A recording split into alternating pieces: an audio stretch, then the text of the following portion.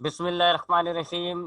Dear students, welcome to excellence online education. Biology की class में खुशामदीद। स्टूडेंट्स, बायोलॉजी में हमारा जो है वो सेकंड चैप्टर जो है ऑलमोस्ट इख्तिताम पर है। हमारा जो है बायोलॉजी में चैप्टर नंबर 2 चल रहा था। नाम है इसका बायोलॉजिकल मॉलिक्यूल्स।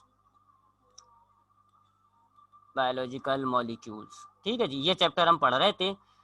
बायोलॉजिकल मॉलिक्यूल्स, अब तक आपने काफ़ी मॉलिक्यूल्स पढ़ लिए। आपने वाटर पढ़ लिया, और उसके बाद आपने कार्बोहाइड्रेट पढ़ा, उसके बाद आपने प्रोटीन पढ़ा, फिर लिपिड पढ़ा, और लास्ट क्लास में हमने न्यूक्लिक एसिड शुरू किया था।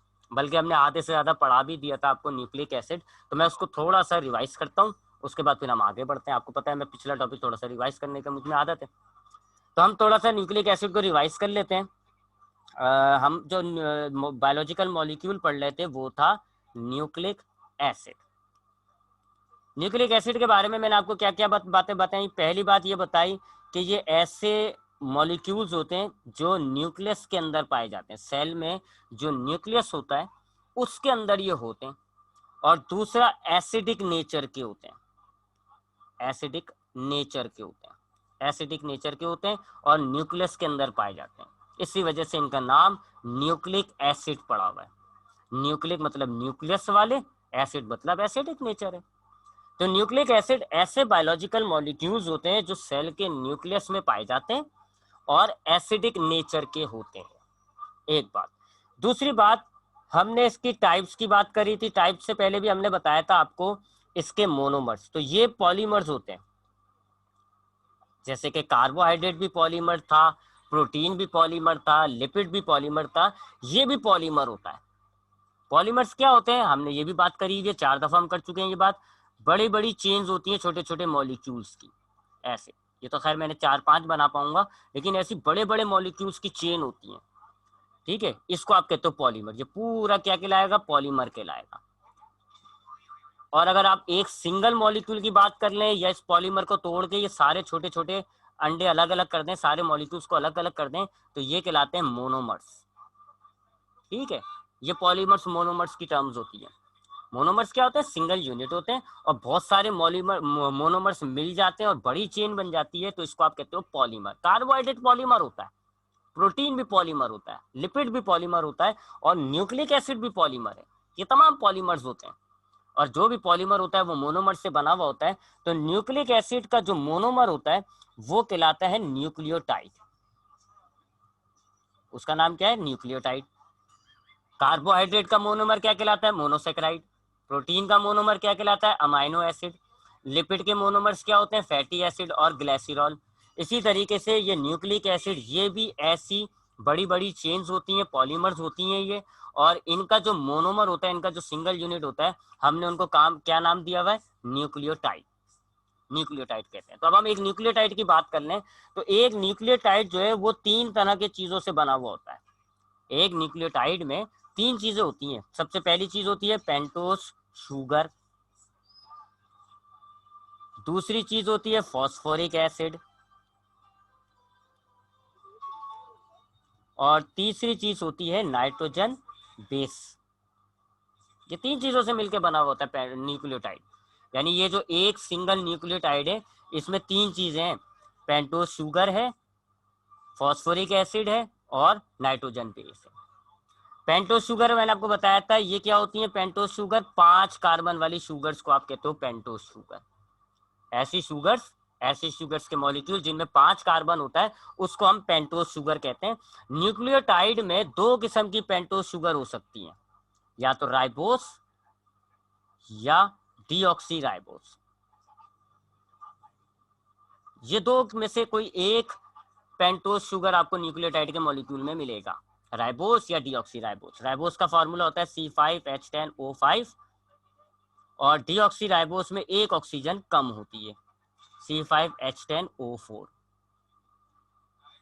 ठीक है। इसी तरीके से फॉस्फोरिक एसिड की बात करें, तो फॉस्फोरिक एसिड तो एक ही किस्म का होता है। तमाम न्यूक्लियोटाइड में एक ही किस्म का फॉस्फोरिक एसिड मिलता है, उसको हम कहते हैं H3PO4, ये उसका फॉर्मूला है। और नाइट्रोजन बेस हमारे पास 5 किस्म के होते हैं: adenine, guanine, thymine, cytosine, thymine और यूरासिल। इनमें मैंने सिंबल लिखे हैं खाली। एडिनाइन, ग्यूनाइन, साइटोसाइन, थायमाइन और यूरासिल। तो एक न्यूक्लियोटाइड में आपको 3 चीजें मिलेंगी, पेंटोज शुगर, फॉस्फोरिक एसिड और नाइट्रोजन बेस। फॉस्फोरिक एसिड तो तमाम न्यूक्लियोटाइड में एक ही होता है बस, H3PO4। ये उसका स्ट्रक्चर बताया था मैंने आपको। ये डबल बॉन्ड होता है, ये OH, यहाँ पर भी OH और यहाँ पर भी OH, ये है फॉस्फोरिक एसिड। गिन लें आप, 4 ऑक्सीजन, 3 हाइड्रोजन और 1 फॉस्फोरस, H3PO4 हो गया ये, यानी कि फॉस्फोरिक एसिड। तो न्यूक्लियोटाइड में आपको फॉस्फोरिक एसिड तो यही वाला मिलेगा, चाहे कोई सा भी न्यूक्लियोटाइड हो, DNA का हो, RNA का हो, कोई सा भी हो। अब पेंटोज शुगर 2 किस्म की होंगी, या तो राइबोस या डीऑक्सीराइबोस। अगर 4 ऑक्सीजन है तो डीऑक्सीराइबोस है, 5 ऑक्सीजन है तो राइबोस है। और नाइट्रोजन बेस आपको 5 किस्म का मिलता है, एडिनाइन, ग्यूनाइन, थायमाइन, साइटोसाइन और यूरासिल। अब हम देखते हैं एक न्यूक्लियोटाइड बना हुआ कैसे होता है। बना हुआ कैसे होता है एक न्यूक्लियोटाइड, जरा उसको देख लेते हैं। तो एक न्यूक्लियोटाइड में सबसे पहले सेंटर के अंदर होता है जी एक पेंटोज शुगर का मॉलिक्यूल। ये पेंटोज शुगर का मॉलिक्यूल आपके सामने ड्रॉ कर रहा हूँ, देख लें जी 5 कार्बन हो गए, ये देख लें जी। ये फर्स्ट कार्बन कहलाता है, ये सेकंड कार्बन कहलाता है, ये थर्ड कार्बन कहलाता है, ये फोर्थ कार्बन कहलाता है और ये फिफ्थ कार्बन कहलाता है। ये 5 कार्बन का पेंटोज शुगर हो गया। सबसे पहले कार्बन से एक नाइट्रोजन बेस अटैच हो जाएगा, कोई सा भी एक। मैं एडिनाइन लगा देता हूँ। एक न्यूक्लियोटाइड में एक बेस होगा, याद रखिएगा, 5 नहीं होंगे, एक होगा एक नाइट्रोजन न्यूक्लियोटाइड में। एडिनाइन होगा, ग्यूनाइन होगा, साइटोसाइन होगा, थायमाइन होगा या यूरासिल होगा, बट ओनली वन। और कहाँ से जुड़ा हुआ होता है? पहले कार्बन पर। पहले कार्बन से नाइट्रोजन बेस जुड़ा हुआ होता है और 5वें कार्बन से फॉस्फोरिक एसिड जुड़ा हुआ होता है। ये फॉस्फोरिक एसिड जुड़ा हुआ है,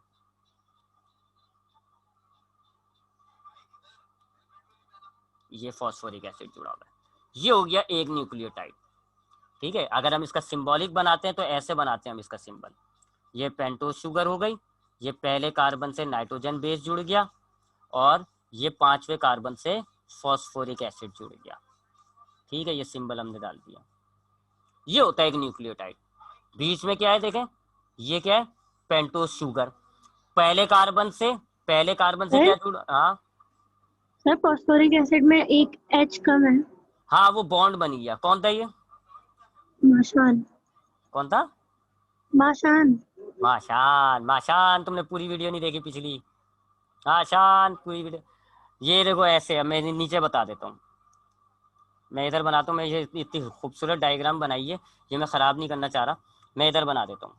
देखो ये था ना का CH2 और इसके साथ लगा हुआ होता है OH। इसी तरह फॉस्फोरिक एसिड होता है, ये हो गया OH, ये हो गया OH, ये हो गया OH और ये हो गया डबल बॉन्ड O, है ना? ऐसे। अब यहाँ पर ये बॉन्ड बनता है, डिहाइड्रेशन सिंथेसिस, एक वाटर का मॉलिक्यूल निकल जाता है। ये लास्ट क्लास में मैंने एक्सप्लेन किया था, इसलिए मैंने यहाँ स्किप करा है, मैंने डायरेक्ट बॉन्ड बना दिया। तो ये जब जुड़ेंगे ना, अभी तो देखिए मैंने यहाँ जोड़ दिया था, यहाँ जुड़ा हुआ नहीं है। तो अब ये जो आपके पास पेंटोज शुगर का 5वां कार्बन होता है, ये 5वां कार्बन जो है इसके साथ होता है OH और इधर फॉस्फोरिक एसिड के इस एंड पर भी क्या है? OH। तो 2 हाइड्रोजन 2 ऑक्सीजन हो रहे हैं, वाटर मॉलिक्यूल निकल जाता है। अब जब वाटर मॉलिक्यूल निकल गया यानी कि 1 ऑक्सीजन और 2 हाइड्रोजन गए, वाटर बन के बाहर आ गए, 1 ऑक्सीजन बच गया। उस 1 ऑक्सीजन ने दोनों के साथ बॉन्ड बना दिया। तो देख लो, यहाँ से OH गायब भी तो किया है मैंने और यहाँ से भी OH गायब कर दिया और ऑक्सीजन ने बॉन्ड। तो ये बॉन्ड बनता है, इसको आप कहते हो डिहाइड्रेशन सिंथेसिस, यानी वाटर का मॉलिक्यूल रिमूव हो जाता है और बॉन्ड बन जाता है। तो मैंने तो बॉन्ड बना के दिखा दिया आपको डायरेक्ट। ठीक है, आई होप माशान आपको जवाब मिल गया होगा। ठीक है, तो ये एक न्यूक्लियोटाइड का मॉलिक्यूल हो गया है। आपके पास एक शुगर मॉलिक्यूल है, बीच में फर्स्ट कार्बन से बेस जुड़ा हुआ है और फिफ्थ कार्बन से फॉस्फोरिक एसिड जुड़ा हुआ है। ये जो 2 बॉन्ड बने हैं, कहाँ पर? एक ये जो बॉन्ड बना है और यानी कि फॉस्फोरिक और पेंटोज शुगर के दरमियान, और ये जो बॉन्ड बना है बेस और शुगर के दरमियान, ये डिहाइड्रेशन सिंथेसिस वाले बॉन्ड हैं, यानी कि इनमें वाटर मॉलिक्यूल रिमूव होता है और फिर बॉन्ड बन जाता है। ये मैंने बिल्कुल पहली क्लास में कार्बोहाइड्रेट सब में यही होता है, तो इसलिए वो मैंने बॉन्ड स्किप कर दिया था। ठीक है जी, ये एक न्यूक्लियोटाइड का मॉलिक्यूल हो गया। अब ऐसे बहुत सारे न्यूक्लियोटाइड के मॉलिक्यूल मिलते हैं, अब मैं ये मिटा, चलो मैं नीचे चला जाता हूँ ना, देखो हमारे पास इतनी सारी डायग्राम है, तो पेज बहुत सारा। अब ये हमारे पास एक न्यूक्लियोटाइड का मॉलिक्यूल हो गया, ये रहा। इसी तरह एक ये रहा न्यूक्लियोटाइड का मॉलिक्यूल, चलें ये दूसरा वाला मॉलिक्यूल हो गया, ये एक और न्यूक्लियोटाइड का मॉलिक्यूल हो गया, ये फॉस्फोरिक। इसी तरह ये तीसरा न्यूक्लियोटाइड का मॉलिक्यूल हो गया, ये फर्स्ट कार्बन से नाइट्रोजन बेस जुड़ा हुआ है, और ये जो है आपके पास 5वें कार्बन से फॉस्फोरिक। अब ये जो फॉस्फोरिक एसिड है, ये ऊपर वाले न्यूक्लियोटाइड के तीसरे कार्बन से बॉन्ड बना देंगे। इसी तरह ये वाला जो फॉस्फोरिक एसिड है, ये ऊपर वाले न्यूक्लियोटाइड के तीसरे कार्बन से बॉन्ड बना देगा। और अब आप देखें ये तीनों न्यूक्लियोटाइड आपस में जुड़ गए, इस तरह ये जुड़ जुड़ के बड़ी बड़ी चेन्स बना लेंगे। तो ये ऐसे, ये एक न्यूक्लियोटाइड, ये दूसरा, तीसरा, चौथा, ऐसे ये जुड़ जुड़ के पॉलीमर्स बना देंगे, बड़ी बड़ी चेन बनाते हैं। ठीक है जी। तो ये बॉन्ड फॉर्मेशन याद रखिएगा कहाँ कहाँ हो रही है, बॉन्ड फॉर्मेशन याद रखिएगा। मैं जरा डिफरेंट कलर ले लेता हूँ। देखें, नाइट्रोजन बेस पहले कार्बन से जुड़ता है, फॉस्फोरिक एसिड 5वें कार्बन से जुड़ता है, और ये जो न्यूक्लियोटाइड है, ये अगले न्यूक्लियोटाइड के फॉस्फोरिक एसिड से जुड़ेगा तीसरे कार्बन से। तो ये बॉन्ड याद रखिएगा कहाँ कहाँ पे बॉन्ड हो रहे होते हैं। तो हमने देखा जी कि किस तरीके से एक न्यूक्लियोटाइड का मॉलिक्यूल बना हुआ होता है। एक शुगर होती है, एक नाइट्रोजन बेस होता है, और एक फॉस्फोरिक एसिड होता है। इसी तरह ये अगला वाला न्यूक्लियोटाइड है, ये अगला न्यूक्लियोटाइड है, और ये सारे आपस में तीसरे कार्बन से बॉन्ड बनाकर जुड़ गए। ये चेन बनती जाएगी, ऐसे बड़ी बड़ी चेन्स बनती जाएगी। एक बात। दूसरी बात, फॉस्फोरस शुगर तो इनमें सब में एक जैसा होता है, ये सारा तो सब में एक जैसा होगा ये। ठीक है। अगर ये मॉलिक्यूल डीएनए का है, तो यहाँ पर जो शुगर है वो डीऑक्सी होगी, यानी कि C5H10O4। अगर ये डीएनए का मॉलिक्यूल है, वो अभी मैं और बताता हूँ डीएनए आरएनए क्या होता है। और अगर ये आरएनए का मॉलिक्यूल है, तो C5H10O5, यानी राइबोस शुगर होगी। भाई यहाँ पे फर्क होता है। अब ये जो नाइट्रोजन बेस है, 4-5 किस्म के आपको बताएं, हर एक न्यूक्लियोटाइड के साथ एक लगता है। तो या तो एडिनाइन लगा हुआ होगा यहाँ पर, या तो ग्यूनाइन होगा, या तो साइटोसाइन होगा, या थाइमाइन होगा, या यूरेसिल होगा। तो हर एक न्यूक्लियोटाइड के साथ एक नाइट्रोजन बेस होगा, मे बी एडिनाइन हो सकता है ग्यूनाइन हो सकता है थाइमाइन हो, साइटोसाइन हो, यूरासिल हो, कोई भी हो। अब आते हैं जरा टाइप्स की तरफ, टाइप्स को थोड़ा सा दोहरा लेते हैं। हमने देखा था कि हमारे पास ये जो न्यूक्लिक एसिड होते हैं, न्यूक्लिक एसिड, हमने इसका मोनोमर स्टडी कर लिया। मोनोमर क्या कहलाता है? न्यूक्लियोटाइड। ये एक न्यूक्लियोटाइड है, ये जो है ये एक न्यूक्लियोटाइड है। ठीक है, हमने इसका न्यूक्लियोटाइड भी स्टडी कर लिया। क्या क्या चीजें, शुगर, बेस और एसिड, वो भी हमने पढ़ लिया। अब आते हैं न्यूक्लियोटाइड की टाइप्स पर। तो सबसे पहली इसमें एक टाइप होती है, वो कहलाती है मोनो न्यूक्लियोटाइड। मोनो, ये एन था, न्यूक्लियोटाइड। मोनो का मतलब एक। ये न्यूक्लियोटाइड ऐसी होती है खाली इसमें एक ही न्यूक्लियोटाइड होगा, यानी बस ये ऐसा एक ही न्यूक्लियोटाइड होगा, ये शुगर, ये बेस और ये फॉस्फोरिक एसिड, बस एक। कोई चेन नहीं होती, ऐसी चेन नहीं होती, सिर्फ एक सिंगल न्यूक्लियोटाइड बना हुआ होता है, कोई चेन नहीं होती। उसको आप कहते हो मोनो न्यूक्लियोटाइड। मैंने आपको बताया था आपकी बॉडी में सबसे बड़ा मशहूर मोनो न्यूक्लियोटाइड जो है वो है एडीपी, एडिनोसाइन डाइफॉस्फेट।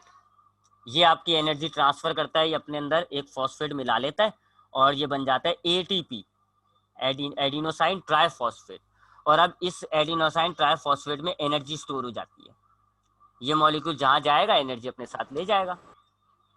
ठीक है, ये मोनोन्यूक्लियोटाइड होता है। मोनोन्यूक्लियोटाइड क्या होता है? ऐसा न्यूक्लिक एसिड जिसमें खाली एक ही न्यूक्लियोटाइड मौजूद होता है, कोई चेन, कोई पॉलीमर नहीं होती, only just only a single nucleotide, उसको आप कहते हो मोनोन्यूक्लियोटाइड। सबसे मशहूर है एडीपी। ये अपने साथ फॉस्फोरस को ऐड करेगा, बन जाएगा एटीपी।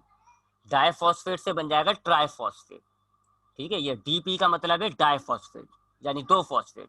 जब तीसरा मिला लिया तो अब ये बन गया एटीपी, ट्राइफॉस्फेट। दूसरी टाइप होती है डाइन्यूक्लियोटाइड। डाइन्यूक्लियोटाइड, डाई का मतलब दो होता है। ये ऐसे न्यूक्लियोटाइड होते हैं जिनमें दो मॉलिक्यूल जुड़े हुए होंगे, ऐसे दो मॉलिक्यूल होंगे, दो न्यूक्लियोटाइड होंगे, आप ऐसे कह लें।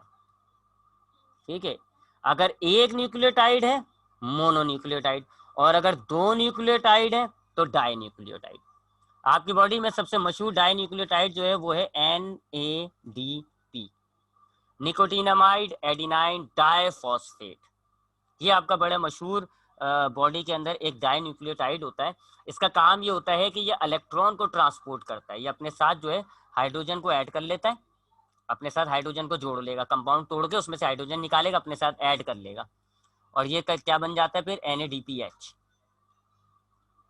अब ये घूमता फिरेगा, जिधर इसको हाइड्रोजन देना होगा वहां जाके ये हाइड्रोजन दे देगा और वापस क्या बन जाएगा, NADP। इस तरह ये अपना हाइड्रोजन ट्रांसफर करता है। हम अभी आगे के चैप्टरों में आएगा इलेक्ट्रॉन ट्रांसपोर्ट चेन, उसमें हम देखेंगे। तो ये NADP जो होता है ये एक डाइन्यूक्लियोटाइड होता है, इसमें 2 न्यूक्लियोटाइड जुड़े हुए होते हैं। इसका काम क्या होता है, ये हमारी बॉडी में हाइड्रोजन को, इलेक्ट्रॉन को ट्रांसपोर्ट कर रहा होता है, अपने साथ हाइड्रोजन जोड़ लेता है, आगे पीछे जाता है, वहां जाके हाइड्रोजन दे देता है। 2 न्यूक्लियोटाइड, 2 टाइप हो गई जी। तो न्यूक्लिक एसिड की पहली टाइप हो गई मोनोन्यूक्लियोटाइड, इसमें खाली एक न्यूक्लियोटाइड होता है, और दूसरी टाइप हो गई डाइन्यूक्लियोटाइड, इसमें 2 न्यूक्लियोटाइड होते हैं। तीसरी टाइप जो कहलाती है वो जरा बड़ी है और वो आपकी बॉडी में ज्यादा पाई जाती है। अब हम जरा उसको देख लेते हैं। तीसरी टाइप जो है वो कहलाती है पॉलीन्यूक्लियोटाइड।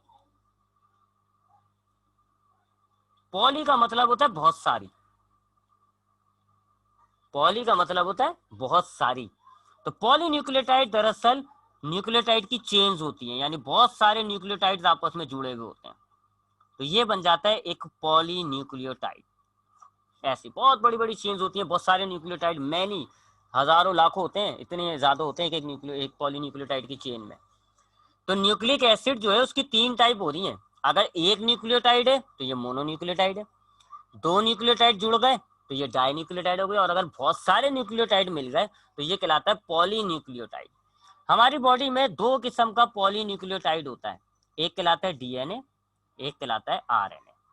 सबसे ज्यादा ये दोनों पाए जाते हैं आपकी बॉडी में। वो जो मोनोन्यूक्लियोटाइड है वो भी गिनती चुनती के, डाइन्यूक्लियोटाइड भी आपकी बॉडी में गिनती चुनती के, लेकिन ये आपके पास न्यूक्लिक एसिड जो है बॉडी के अंदर ज्यादातर पॉलीन्यूक्लियोटाइड की शक्ल में, यानी कि DNA और RNA की शक्ल में। तो अगर इनकी बात कर लेते हैं DNA और RNA की, लेकिन उससे पहले पहले देख लेते हैं हमने क्या क्या देखा अब तक। हमने देखा जी,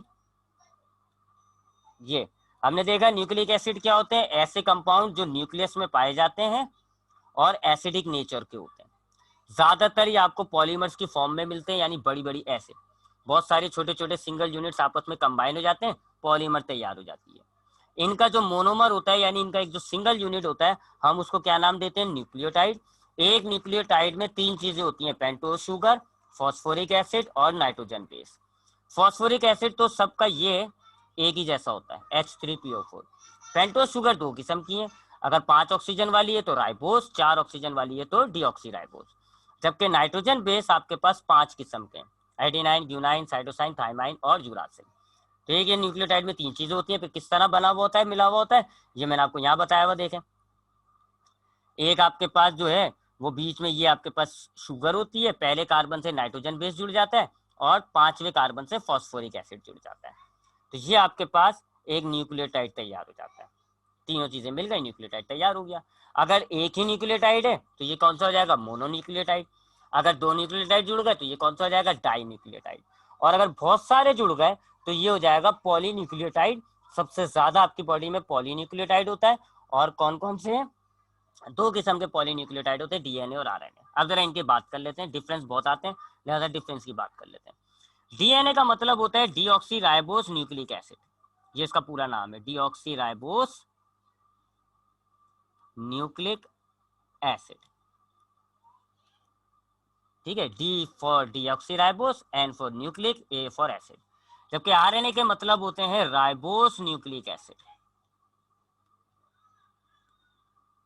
पहला फर्क, DNA के अंदर जो पेंटोज शुगर होती है, मैंने आपको बताया ना पेंटोज शुगर होती है न्यूक्लियोटाइड में, तो DNA में कौन सी वाली पेंटोज शुगर होती है, डीऑक्सी राइबोस, C5H10O4 वाली, इसलिए इसका नाम में क्या आ रहा है, डीऑक्सी राइबोस, क्योंकि इसमें डीऑक्सी राइबोस नाम की पेंटोज शुगर होती है।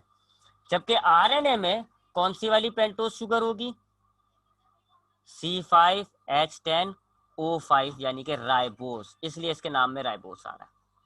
तो DNA को आप डीऑक्सी राइबोस क्यों कह रहे हो, क्योंकि उसमें पेंटोज शुगर कौन सी है, डीऑक्सी राइबोस।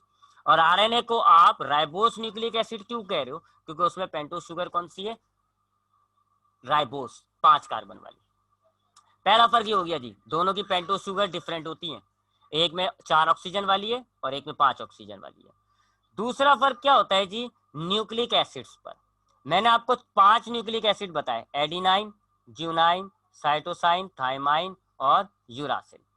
इन 5 में से डीएनए के अंदर आपको कौन कौन सा न्यूक्लिक एसिड मिलेगा? एडिनाइन मिलेगा, ग्यूनाइन मिलेगा, साइटोसाइन मिलेगा या थाइमाइन मिलेगा, यूरासिल नहीं होता। जबकि आरएनए में आपके पास कौन कौन से न्यूक्लिक एसिड होंगे? एडिनाइन, ग्यूनाइन, साइटोसाइन और यूरासिल, थाइमाइन नहीं होता। ठीक है, तो यहां पर फर्क आ रहा है। अगर आपके पास नाइट्रोजन बेस थाइमाइन मौजूद है, आप समझ लो वो डीएनए, और यूरासिल मौजूद है तो आप समझ लो आरएनए। ठीक है, तो कहां पे फर्क है? इस वाले नाइट्रोजन बेस पर। बाकी तो एडिनाइन, ग्यूनाइन, साइटोसाइन तीनों में कॉमन दोनों में कॉमन होता है। तो दूसरा फर्क क्या है जी? दूसरा फर्क है कि आपके पास डीएनए में कौन कौन सा न्यूक्लियर नाइट्रोजन बेस है? एडिनाइन, ग्यूनाइन, साइटोसाइन और थाइमाइन। जबकि आरएनए में आपके पास कौन कौन सा? एडिनाइन, ग्यूनाइन, साइटोसाइन और यूरासिल। तीसरा फर्क ये कि ये डबल हेलिक्स होती है, डबल स्ट्रैंडेड, और ये जो होती है ये सिंगल स्ट्रैंडेड होता है आरएनए। इसका मतलब क्या होता है जी? देखें, ये एक लाइन है आपके सामने, मैं दोबारा बना देता हूं इसको। पॉलीमर्स है जी, ये पॉलीमर्स है ना, पॉलीन्यूक्लियोटाइड पॉलीमर है, यानी बहुत सारे न्यूक्लियोटाइड ऐसे एक लंबाई में चेन बना लेते हैं। ये एक हो गई सिंगल स्ट्रैंडेड। आरएनए क्या होता है? सिंगल स्ट्रैंडेड, यानी इसके अंदर बस ऐसी चेन होती है, एक ही लाइन। जबकि डीएनए क्या है? डबल स्ट्रैंडेड, तो इसमें आमने सामने दो चेन होती हैं और वो आपस में जुड़ जाती हैं, या आमने सामने ऐसी चेन होती हैं और फिर ये आपस में भी जुड़ी हुई होती हैं, सीढ़ी की तरह। आपने सीढ़ियां देखी होंगी, दो लकीर, दो लाइन में दो डंडे होते हैं और फिर वो दोनों डंडे आपस में ऐसे क्रॉस जुड़ जाते हैं। तो डीएनए डबल स्ट्रैंडेड होता है, यानी इसके अंदर दो बड़ी बड़ी चेन्स होती हैं, बहुत सारे न्यूक्लियोटाइड से मिलकर बड़ी बड़ी दो चेन्स बनी हुई होती हैं, और वो दोनों चेनें आपस में कंबाइन हुई हुई होती हैं। ठीक है, कंबाइन हुई हुई होती हैं आपस में। कैसे कंबाइन होती हैं वो मैं अभी बताता हूँ आपको थोड़ी देर में। और आरएनए में आपको खाली एक ही स्ट्रैंड मिलता है, सिंगल चेन मिलता है। मैंने इसकी डायग्राम भी दिखाई थी आपको लास्ट क्लास के अंदर। अभी मेरा टाइम ज़ाया हो जाएगा अगर मैं आपको दिखाता हूँ तो। चौथा फर्क ये है कि DNA has only one type, only one type. DNA की आपकी खून, आपके सेल्स में खाली एक ही किस्म का डीएनए होता है, उसका आप डीएनए ही कहते हो। जबकि आरएनए हमें 3 टाइप का मिलता है, एमआरएनए, टीआरएनए और आरआरएनए। ठीक है, 3 टाइप की आरएनए होती है। डीएनए आपको सेल में खाली एक ही किस्म का मिलेगा, डीएनए, जबकि आरएनए 3 किस्म का होता है। मैसेंजर आरएनए, ये मैसेंजर आरएनए कहलाता है, ये ट्रांसफर आरएनए कहलाता है, और ये राइबोसोमल आरएनए कहलाता है। तीनों के अलग अलग नाम है, काम क्या है वो मैं अभी बताऊंगा आपको। ठीक है, तो DNA has only one type while RNA has 3 type. चौथा फर्क, पता नहीं पांचवा फर्क ये कि ये आपको खाली न्यूक्लियस में मिलेगा डीएनए, ओनली न्यूक्लियस, पूरा पूरा 100% डीएनए जो है वो आपका न्यूक्लियस में मौजूद होता है। जबकि आरएनए जो है 90% साइटोप्लाज्म में होता है। 90% आपको सेल में जो आरएनए है वो साइटोप्लाज्म में मिलेगा, और 10% जो है वो आपको न्यूक्लियस में मिलता है, यानी कि ये साइटोप्लाज्म में, ज्यादातर साइटोप्लाज्म में। और आखिरी फर्क क्या है जी? डीएनए जो है हमारे करेक्टर्स को ट्रांसफर करता है, करेक्टर्स को ट्रांसफर करता है, जबकि आरएनए जो है वो प्रोटीन बनाता है, प्रोटीन सिंथेसिस। काम का फर्क है इनका। अब ये वाली मैं एक्सप्लेन कर देता हूँ, 2 बातें आपको। ठीक है, तो ये आपके पास डीएनए और आरएनए में डिफरेंसेस हो गए, काफी डिफरेंस है। ठीक है, रिपीट नहीं कर रहा मैं, देख लिएगा, क्लास की रिकॉर्डिंग भी देख सकते हैं आप, रिपीट करने की जरूरत नहीं है। अब 2 बातें मैं आपको जरा इसमें एक्सप्लेन करूंगा। एक, ये डबल स्ट्रैंड कैसे बनी हुई होती है, और दूसरा ये जो फंक्शन होता है ना, ये फंक्शन कैसे करते हैं। ठीक है, ये 2 बातें जरा आपको एक्सप्लेन करनी है, ये टॉपिक हमारा खत्म हो जाएगा। अब हम बात करते हैं जी कि ये डबल स्ट्रैंड कैसे बनी हुई होती है। उसके लिए देखें जी, हमारे पास ये एक डीएनए, एक न्यूक्लियोटाइड हो गया, डीएनए की बात हो रही है, हाँ, क्योंकि डबल स्ट्रैंड डीएनए में होता है, आरएनए में खाली सिंगल स्ट्रैंड होता है। तो मैं डीएनए की बात कर रहा हूँ। ये शुगर है, इसके साथ ये नाइट्रोजन बेस लगा है, सपोज करो एडिनाइन, और ये जो है फॉस्फोरिक एसिड है। इसी तरीके से ये एक और शुगर हो गई, दूसरी शुगर, इसके साथ लगा हुआ है सपोज कर लें जी ग्यूनाइन, ये फॉस्फोरिक एसिड हो गया। ये तीसरी 4 शुगर लूंगा मैं, क्योंकि चारों मॉलिक्यूल लेने होंगे ना, 4 शुगर लेता हूँ। इसके साथ सपोज कर लीजिए साइटोसाइन लगा हुआ है, ये फॉस्फोरिक एसिड। और ये चौथा न्यूक्लियोटाइड है, ये शुगर। और इसके साथ हमारे पास लगा हुआ है डीएनए, तो थाइमाइन। ठीक है जी। अबे यार ये तो मुझे इधर भी बनाना पड़ेगा। चलें अभी खैर देखते हैं। तो ये हम डीएनए का मॉलिक्यूल ले रहे हैं, तो देख लें जी डीएनए के अंदर मैंने जो है थाइमाइन, एडिनाइन, ग्यूनाइन, साइटोसाइन रखा है। डिफरेंस में याद रखिएगा, पेंटोज शुगर होगी इसके अंदर, कौन सी वाली, C5H10O4 वाली। और बेस कौन कौन से होंगे, एडिनाइन, ग्यूनाइन, साइटोसाइन और थाइमाइन। और डबल स्ट्रैंडेड होगा ये, ऐसे डबल स्ट्रैंडेड होगा। तो अब ये डबल स्ट्रैंड कैसे होता है ये बना रहा हूँ। ये 4 न्यूक्लियोटाइड होगा, ये पहला, ये दूसरा, ये तीसरा, ये चौथा, सबके साथ एक एक नाइट्रोजन बेस लगा। सबसे पहले तो ये आपस में न्यूक्लियोटाइड जुड़ जाएंगे, कैसे, फॉस्फोरिक एसिड जो है वो तीसरे कार्बन के साथ जुड़ जाएगा, तीसरे कार्बन से जुड़ जाएगा, ये आपस में मिल गए, ये 4 न्यूक्लियोटाइड की एक बड़ी चेन बन गई। अब इसी तरीके से इसके सामने भी एक चेन होगी, लेकिन याद रखिएगा ये अल्लाह का कुदरत का कानून है। क्या, एडिनाइन जो होता है ना, एडिनाइन हमेशा थाइमाइन के साथ जुड़ता है, हमेशा, और किसी के साथ नहीं बाउंड करेगा। Always adenine always combined with thymine. इसी तरीके से ग्यूनाइन जो होता है ना, वो हमेशा साइटोसाइन के साथ बाउंड कर सकता है, और नहीं। ये है एक मेन चीज, adenine always combined with thymine. Cytosine guanine के साथ कंबाइन नहीं कर सकता एडिनाइन, सिर्फ थाइमाइन के साथ जुड़ेगा। जबकि ग्यूनाइन जो है वो हमेशा साइटोसाइन के साथ जुड़ता है। तो अब आपके सामने ये डीएनए का एक स्ट्रैंड हो गया। अब ये दूसरा स्ट्रैंड बना रहा हूं मैं, ये एक शुगर हो गई, ये इसका फॉस्फोरिक एसिड, और ये नाइट्रोजन बेस। लेकिन कौन सा नाइट्रोजन बेस होगा, एडिनाइन है। एडिनाइन के साथ क्या जुड़ता है, थाइमाइन, लिहाजा यहाँ थाइमाइन होगा। इसी तरीके से ये एक और नाइट्रोजन बेस हो गया, न्यूक्लियोटाइड हो गया, ये शुगर, ये आपके पास आ गया फॉस्फोरिक एसिड, और ये नाइट्रोजन बेस। लेकिन कौन सा नाइट्रोजन बेस होगा, देखिए ग्यूनाइन है तो साइटोसाइन होगा। इसी तरह से ये तीसरा न्यूक्लियोटाइड आ गया, फॉस्फोरिक एसिड, ये नाइट्रोजन बेस।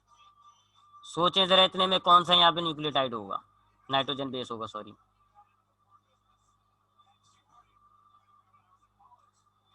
ये शुगर है, ये होता है हाँ, सी के साथ कौन सा होगा, ग्वानाइन, और थाइमाइन के साथ कौन सा होगा, एडिनाइन। ठीक है, ये रेडियो पाकिस्तान बंद कर दीजिए, शुक्रिया। ठीक है जी। तो अब ये इनको भी तो न्यूक्लियोटाइड को जोड़ दें। ये फॉस्फोरस तीसरे कार्बन से जुड़ा हुआ है, ये तीसरे कार्बन से जुड़ा हुआ है, ये तीसरे कार्बन से। तो ये हो गई आपके पास फर्स्ट स्ट्रैंड, ये हो गई आपके पास सेकंड स्ट्रैंड। मैंने आपको बताया हुआ दोनों स्ट्रैंड होती है डीएनए में, ये बताया हुआ आपको 2 स्ट्रैंड होती हैं। अब हमें पता है जी एडिनाइन क्या करेगा जी, बॉन्ड बना लेगा, किसके साथ, थाइमाइन के साथ। इसी तरह ग्यूनाइन बॉन्ड बना लेगा साइटोसाइन के साथ, ग्यूनाइन यहाँ पे साइटोसाइन ग्यूनाइन से मिल जाएगा, थाइमाइन एडिनाइन से। अब ये देखें दोनों आपस में स्ट्रैंड जुड़ गई। तो ये ऐसे होता है जी, ये एक स्ट्रैंड इस तरह बहुत सारे मॉलिक्यूल जुड़ जाते हैं, तो ये ऐसे न्यूक्लियोटाइड आपस में जुड़े हुए होते हैं, ये सामने, और ये आपकी डीएनए की चेन बनती है। ठीक है जी। तो ये डीएनए की चेन बनाने का तरीका, ये डबल स्ट्रैंड कैसे बनता है ये मैंने आपको बता दिया। ये बात जरा ध्यान में रखिएगा, एडिनाइन हमेशा थाइमाइन के साथ जुड़ता है। अब आते हैं इनके फंक्शंस की तरफ, लेकिन फंक्शंस से पहले एक काम करते हैं। हाँ जी, तो हमने देख लिया कि डीएनए की ये जो 2 स्ट्रैंड्स होती हैं ये कैसे बनी हुई होती हैं। एक स्ट्रैंड कैसे बनी हुई होती है वो भी मैंने आपको दिखा दिया, 2 भी। तो हमने ये वाली बात कर ली थी, ये वाली बात हमने कर ली कि डबल स्ट्रैंड कैसे बना होता है। अब ये जो होता है कि डीएनए की एक टाइप, इसकी ये जो 3 टाइप होती हैं, और फिर ये जो इसका काम है। अब जरा इन दोनों पर जरा बात करते हैं। देखिए जी डीएनए का काम क्या होता है, सबसे पहले तो हम डीएनए के काम की बात कर लेते हैं। मैंने आपको डीएनए का काम बताया कि ये जो कैरेक्टर्स होते हैं उसको ट्रांसफर करता है, कैरेक्टर्स को ट्रांसफर करता है। यानी कि आपने देखा होगा कि इंसान जो पैदा होता है वो अपने माँ बाप से काफ़ी सिमिलर हो रहा होता है। यानी कि किसी के बच्चा पैदा होता है तो हम देखते हैं जी कि वो बच्चा जो है या तो बाप में मिल रहा होता है या माँ में मिल रहा होता है। इसका मतलब है माँ बाप के कैरेक्टर्स उस औलाद में ट्रांसफर हुए हैं। जैसे कि मेरी औलाद जो है वो मुझ में मिलती है, मेरी तरह उसकी कंची आंखें हैं, मेरी तरह उसके सिल्की बाल हैं। क्यों?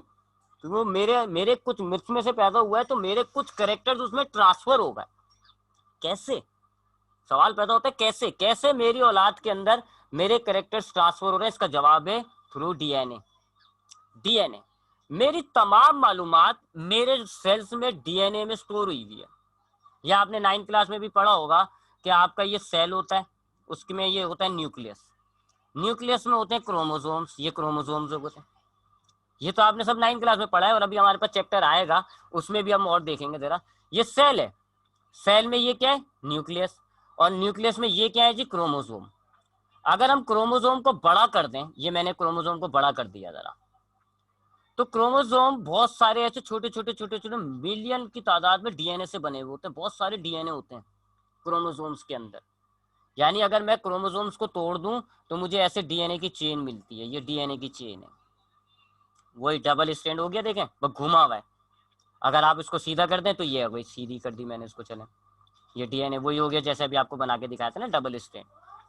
तो हमारे पास ये डीएनए का मॉलिक्यूल होता है डबल स्ट्रैंड वाला, जो ऐसे स्पाइरल हो जाता है। ये स्पाइरल हो गया और बहुत सारे डीएनए कंबाइन हो जाते हैं, कंडेंस हो जाते हैं, बन जाते हैं क्रोमोसोम। हमारे सेल्स के अंदर 46 क्रोमोसोम्स होते हैं न्यूक्लियस के अंदर। तो ये सारे जो क्रोमोसोम, ये जो डीएनए ना, इनमें हमारी तमाम मालूमात स्टोर हुई हुई है। जैसे कंप्यूटर के अंदर उसकी तमाम मालूमात उसकी डिस्क में स्टोर हुई हुई होती है, आपके मोबाइल के अंदर आपकी तमाम मालूमात आपके मेमोरी कार्ड में स्टोर हुई हुई होती है। इसी तरीके से हमारी बॉडी की तमाम जो इंफॉर्मेशन होती है वो हमारे डीएनए में स्टोर हुई हुई होती है, फिजिकल भी और इंटरनल भी।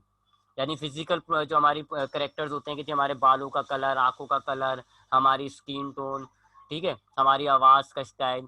और इंटरनल भी, इंटरनल करेक्टर्स क्या होते हैं जी? जैसे मेरी बॉडी में ब्लड ग्रुप कैसा होगा, मेरे कौन कौन से प्रोटीन सेल बना रहा होगा, मेरा डाइजेस्टिव सिस्टम कैसे काम कर रहा होगा, ये तमाम चीज़ें हमारी प्रोटीन्स की शक्ल में, डीएनए की शक्ल में स्टोर हुई होती है। तो आपकी तमाम जो डेटा होता है ना, वो इस डीएनए में स्टोर हुआ हुआ होता है।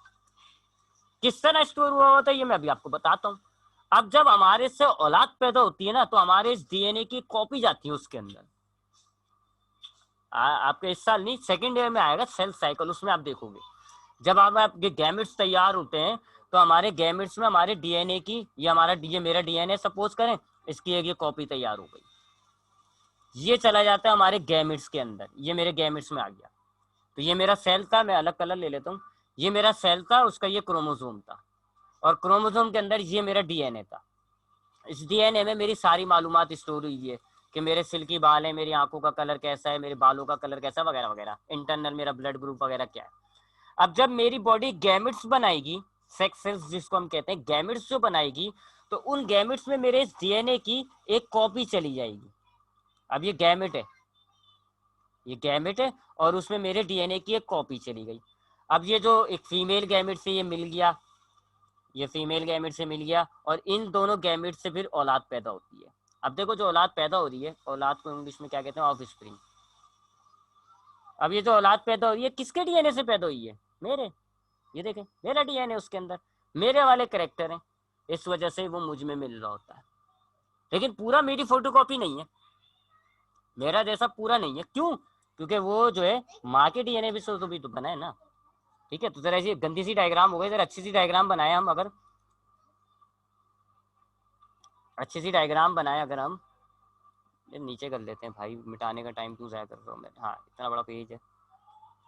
हाँ जी, तो अगर हम अच्छी सी डायग्राम बनाएं तो ये देखें, ये मेरा सेल है, ये न्यूक्लियस है, और लाल कलर का मेरा ये क्रोमोसोम है।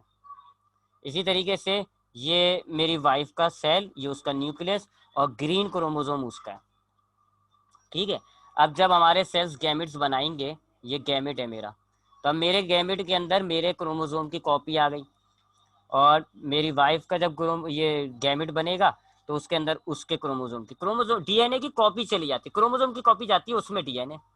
तो हमारे जो डीएनए है उसकी जब गैमेट्स हमारे बनते हैं तो हमारे डीएनए की एक फोटो कॉपी हमारे गैमेट में चली जाती है, आधी जाती है और फोटो कॉपी जाती है। ये हम सेल साइकिल में काफी डिटेल में पढ़ेंगे, यहाँ सिर्फ आपको सिर्फ छोटा सा ओवरव्यू दे रहा हूँ।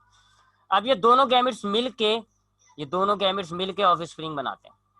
अब ये जो ऑफस्प्रिंग बनेगा उसके अंदर बाप माँ का भी गैमेट आ गया और बाप का भी गैमेट आ गया, दोनों का गैमेट आ गया, वो दोनों का डीएनए आ गया। माँ का भी डीएनए आ गया, बाप का भी। अब ये देखें दोनों से मिलता जुलता है, लाल डीएनए बाप के भी कैरेक्टर्स आ गए, ग्रीन डीएनए माँ के भी कैरेक्टर आ गए। तो ये जो डीएनए होता है, डीएनए, इनके अंदर हमारी मालूमात स्टोर हुई होती है, हमारे कैरेक्टर्स जो होते हैं वो स्टोर हुए हुए होते हैं। और जब हमारी औलाद पैदा होती है तो ये कैरेक्टर्स उनमें मुंतकिल हो जाते हैं, ट्रांसफर हो जाते हैं उनमें। यही वजह है कि हमेशा इंसान के इंसान, घोड़े क्या घोड़ा, गधे क्या गधा, कुत्ते का कुत्ता पैदा होता है। यही वजह है कि औलाद अपने माँ बाप में मिलती है। यही वजह है कि वेस्ट इंडीज के सारे इंसान जितने भी पैदा हो रहे हैं वो काले हैं, चाइनीज के सारे चाइनीज जितने भी पैदा हो रहे हैं सबकी एक ही जैसी शक्लें, क्योंकि डीएनए कॉपी ट्रांसफर हो रहा है, डीएनए माँ बाप से औलादों में मुंतकिल हो रहा है, कॉपी ट्रांसफर हो रहा है, डीएनए है सारी खेल की कड़ी। तो हमारी जितनी भी मालूमात होती है हमारे डीएनए में स्टोर हुई होती है। अब सवाल पैदा होता है कि ये डीएनए जो बड़ा सिंपल सा मॉलिक्यूल लग रहा है, ये हमारी मालूमात स्टोर कैसे करता है? डीएनए हमारी मालूमात स्टोर कैसे कर रहा है? ये तो सिर्फ 3-4 चीजों से बना हुआ है, शुगर और बेस वगैरह, तो ये हमारी मालूमात कैसे स्टोर करता है? देखें, कहने को आपने देखा होगा पासवर्ड, 3 डिजिट है आपके पास है जी, ये 3 पासवर्ड यहाँ पे। अब कहने को यहाँ पे क्या होगा जी, 1 से लेके 0 से लेके 9 तक का डिजिट होगा। यहाँ पे भी क्या होगा, यही 0 से लेके 9 तक के डिजिट्स होंगे इन तीनों जगहों पे, यहाँ पर भी, यहाँ पर भी, यहाँ पर भी। अब आप यहाँ 1 डाल दें, 1 डाल दें, 1 डाल दें, ये एक अलग पासवर्ड हो गया। एक में चेंज कर दें 1 1, ये चेंज कर दिया आपने 0, ये एक अलग पासवर्ड है। सिर्फ एक नंबर चेंज किया आपने, it is an another password. इसी तरीके से आप 20 वाला नंबर चेंज कर दें, 1 के बजाय आप 2 कर दें, ये 0 ही रहने दें, ये अलग हो गया। तो कहने को खाली 3 डिजिट्स हैं, तीनों के हर के अंदर कितने नंबर आ सकते हैं? 10, 0 से लेकर 9। लेकिन अगर आप उनकी कॉम्बिनेशन डिफरेंट कर दें, अलग अलग पासवर्ड बन रहे होते हैं। इसी तरीके से ये क्या लिखा हुआ है, AS, ए के बजाय मैं आई लिख दूं, इज हो गया, आई के बजाय यू लिख दूं, अस हो गया, है ना? सिर्फ एक करेक्टर चेंज कर रहा हूं, अल्फाज ही चेंज हो रहा है, पूरा अल्फाज चेंज हो रहा है, एक नया अल्फाज बन रहा है अगर हम सिंगल एडिटिंग करते हैं। यही मामला आपके साथ डीएनए के अंदर है। हमारे ये जो डीएनए होता है, अबे भाई मैंने क्या बना दिया, हाँ, हमारा जो डीएनए होता है उसमें ये पेंटोज शुगर और फॉस्फोरिक एसिड, ये तो बस सिर्फ जोड़ने में काम आ रहा है। ये जो शुगर होता है ये तो किस काम का है? ये सिर्फ इस काम का है कि इसने फॉस्फोरिक एसिड और बेस को जोड़ा हुआ है। फॉस्फोरिक एसिड का क्या काम है? न्यूक्लियोटाइड न्यूक्लियोटाइड को जोड़ रहा है। देख लें, ये शुगर है, ये बेस है, ये फॉस्फोरिक एसिड है। अब ये फॉस्फोरिक एसिड का काम क्या है? एक जगह से शुगर पकड़ ली, दूसरी जगह से शुगर पकड़ ली, यानी शुगर को शुगर से जोड़ रहा है, यानी न्यूक्लियोटाइड को न्यूक्लियोटाइड से जोड़ रहा है। ये शुगर का क्या काम है? जगह प्रोवाइड कर रहा है। असल चीज है ये बेस। अब आपके डीएनए के अंदर सपोज करें जी, एक बेस है एडिनाइन, अगले न्यूक्लियोटाइड में आपके पास बेस है ग्यूनाइन, अगला बेस है आपके पास थाइमाइन। जाहिर बात है इसके सामने क्या होगा? एडिनाइन के सामने ऑब्वियस बात है, आपको पता है, थाइमाइन। ग्यूनाइन के सामने क्या होगा? साइटोसाइन। और इधर क्या होगा? एडिनाइन। अब ये जो डीएनए बन गया ना, ये एक खास डीएनए हो गया। इसमें क्या क्या है? AGT, A G और T, ये एक अलग डीएनए हो गया। अब ये एक अलग मालूमात हो गई। अब दूसरा करेक्टर स्टोर करना है सेल को, क्या करेगा? इनके कॉम्बिनेशन में तब्दीली कर देगा, जैसे यहाँ पे तब्दीली होती है। लो जी, दूसरा करेक्टर करना है, AT रहने दिया, ग्यूनाइन की जगह लगा दिया साइटोसाइन। साइटोसाइन से क्या होगा? सामने आ गया ग्यूनाइन, नीचे थाइमाइन, और ये एक सिर्फ कहने को एक छोटी सी चेंजिंग की गई है, एक जगह तरतीब आगे पीछे कर दी, लेकिन ये एक अलग करेक्टर हो गया। जैसे मैंने आपको बताया ना, कहने को तो यहाँ पर एक तब्दीली कर रहे हो लेकिन अलग पासवर्ड हो जाता है। तो सिर्फ हमने एक जगह तब्दीली कर ली है, कहाँ पे? यहाँ पर। सिर्फ 20 वाला जो नाइट्रोजन बेस था उसकी हमने ग्यूनाइन था, हमने उसको हटा दिया, साइटोसाइन कर दिया। ऐसे स्टोर होता है डीएनए के अंदर करेक्टर्स। मेरी अगर आंखों का कलर काला है ना, तो सपोज करें जी काली आंखों का कॉम्बिनेशन क्या है जी? AT और फिर दोबारा AT, फिर दोबारा AT। ये सपोज करें जी ये करेक्टर हो गया जी डीएनए की जबान में, इसको कहते हैं जी आई का ब्लैक कलर, डीएनए की लैंग्वेज के अंदर। अब ये वाला करेक्टर जिधर भी होगा उसकी आंख का कलर काला हो जाएगा। अब यही वाला करेक्टर जब मेरी औलाद के अंदर मुंतकिल होगा, AT AT और AT, अब ये करेक्टर किस चीज का कोड होता है? आंखों का कलर। और कौन सा कलर होता है? ब्लैक। लिहाजा मेरे बच्चे की आंख कैसी हो जाएगी? काली। इसी तरीके से एक शख्स है अंग्रेज, उसमें आंख है जी ब्राउन, और उसका कोड है CG और CG। ये कोड है जी ब्राउन आंखों का। अब उसकी औलाद में भी यही कोड मुंतकिल होगा और उसकी आंखों का कलर क्या हो जाएगा, ब्राउन हो जाएगा। अब सपोज करें जी एक बच्चा पैदा होने वाला है और उसकी आंखों के अंदर करेक्टर है जी AAT, AAT और AT। अब उसकी आंखों का कलर कैसा होगा, ब्लैक, क्योंकि ये जो 3 कोड हैं किसके होते हैं, ब्लैक के। ऐसे कोडिंग स्टोर हुई थी, लीनियर सीक्वेंस। ये जो हमारे एडिनाइन, ये जो बेस हमारे लाइन के अंदर अरेंज हुए हैं, ये कोडिंग होती है। ऐसे कोड स्टोर हुआ होता है डीएनए के अंदर, और ये जिधर भी डीएनए मुंतकिल होता है वहां उसकी जो है आप कह लें उसकी जो है करेक्टर उस हिसाब से डेवलप होता है। तो डीएनए जो है अपने अंदर ये जो नाइट्रोजन बेस की तरतीब होती है ना इसके जुड़ने की, कि पहला नाइट्रोजन बेस कौन सा है, दूसरा कौन सा है, तीसरा कौन सा है, चौथा कौन सा है, पांचवा कौन सा है, छठा कौन सा है, इस तरतीब के एतबार से ये एक अलग डीएनए हो जाता है, मुनफरिद डीएनए हो जाता है दूसरे डीएनए की निस्बत, और ये कोड हो जाता है। अब ये वाला डीएनए जब औलाद में जाएगा, औलाद बिल्कुल बाप जैसी करेक्टर रख लेती है। तो यूं जो है डीएनए हमारे सेल्स के, हमारे जो है जनरेशंस के अंदर हमारे करेक्टर्स को ट्रांसफर करता है। अब आरएनए की बात कर लेते हैं। आरएनए का काम मैंने आपको बताया था, आरएनए का काम है, आरएनए का काम था प्रोटीन सिंथेसिस।